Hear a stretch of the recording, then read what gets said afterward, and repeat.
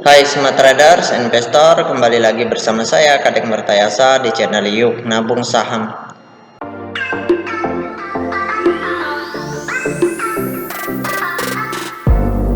Nah, di episode kali ini kita akan membahas satu perusahaan yang di-request oleh Anton Ilham ya, yaitu saham perusahaan Bank Banten ya.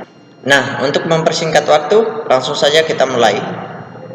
Nah, yang pertama yang harus kita pahami terlebih dahulu, perusahaan BEX ini pengendalinya itu berasal dari institusi lokal, investor institusi lokal, atau investor asing. Kalau investor asing, maka kita harus fokus kepada investor asingnya, melihat pergerakan investor asingnya, seperti itu. Kalau institusi lokal, maka kita harus lihat investor institusi lokalnya. Nah, karena BEX ini merupakan perusahaan institusi lokal yang pengendalinya adalah investor institusi lokal, maka kita harus fokus kepada perusahaan kepada investor institusi lokalnya, seperti itu. Oke, nah itu yang pertama. Kemudian yang kedua, yang perlu kita perhatikan adalah total kepemilikannya atau peta kepemilikannya, seperti itu. Kalau kepemilikan investor institusinya itu masih dalam presentasi yang besar, maka kita tidak perlu khawatir. Sekalipun kita nyangkut, kita nggak perlu khawatir karena harga sahamnya akan naik, pasti akan naik, seperti itu. Hanya tinggal menunggu waktunya kapan, kita nggak tahu institusinya menghajar kanan atau memborong kolom bidnya itu kapan, kita nggak tahu, seperti itu. Nah, untuk saham BEX ini kepemilikan investor besarnya atau institusi lokalnya itu cukup besar, yaitu 78%. Jadi untuk Anton Ilham, jika memang ingin investasi, perusahaan ini cukup bagus untuk diinvestasikan karena investor besarnya masih memiliki presentasi yang cukup besar, yang sangat besar lah. Kemudian investor retailnya cuma 17%. Artinya semakin sedikit investor retail di suatu perusahaan tertentu, maka itu semakin bagus, karena kenaikan harga saham dari perusahaan tersebut akan sangat tinggi nantinya, seperti itu. Peluangnya lebih besar mengalami kenaikan ribuan persen, ratusan bahkan ribuan persen, seperti itu. Jika Anda menyukai konten-konten kami mengundang Anda untuk mengklik tombol like dan subscribe agar Anda mendapatkan video terbaru kami setiap minggunya. Oke, langsung saja pertama kita lihat dulu di data iPod ya. Kita pakai dulu analisa teknikal nih, analisa ngecap dulu.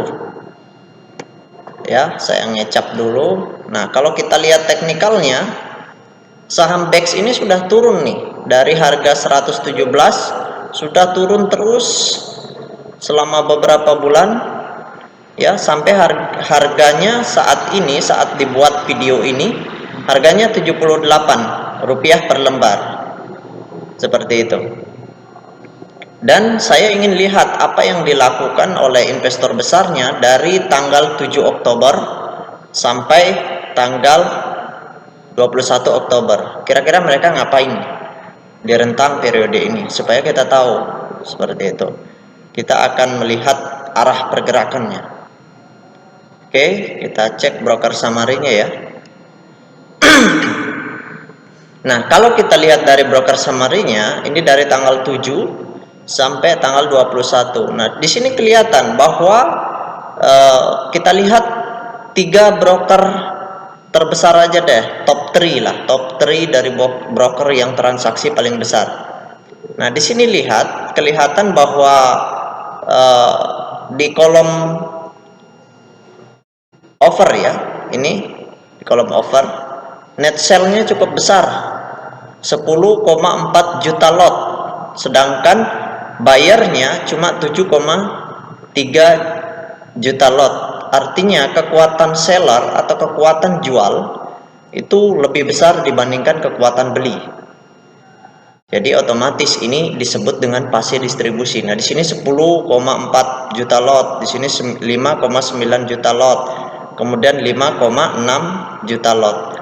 Sedangkan bayarnya di sini yang top one-nya itu cuma 7,3 juta lot, kemudian 5,3 juta lot, kemudian 4,2 juta lot. Kalau kita lihat hitung ini saja net transaksinya ya, ini sudah fase distribusi.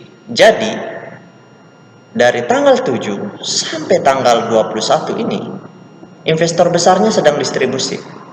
Artinya sahamnya akan turun.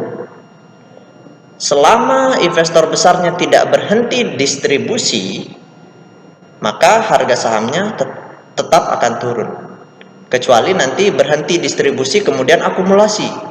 Kalau sudah muncul tanda-tanda akumulasi, maka kita bisa tahu bahwa harga sahamnya akan dinaikkan.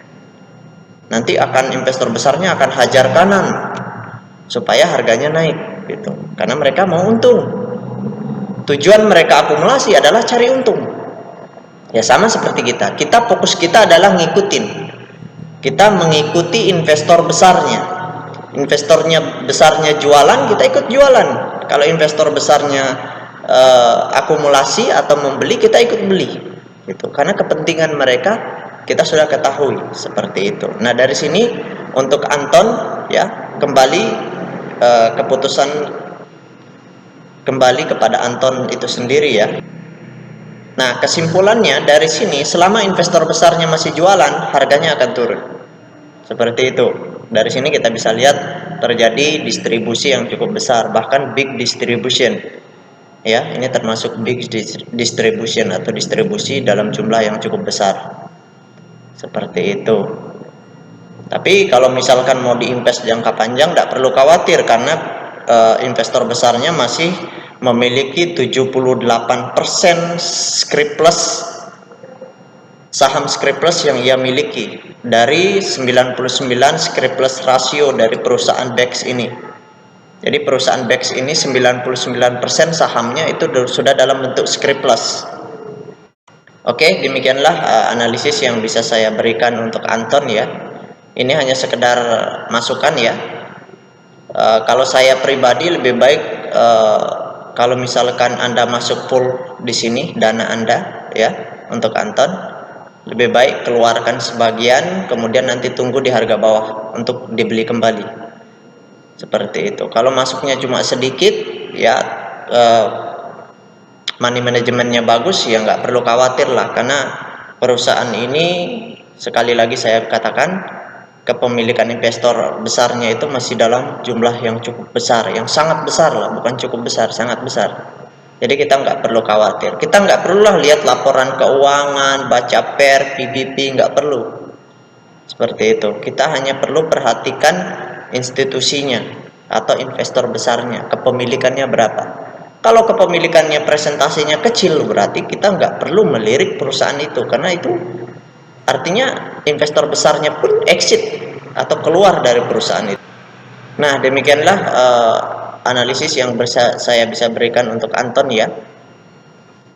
Nanti untuk teman-teman yang lain, jika ada yang ingin sahamnya dianalisis, komen di kolom komentar ya.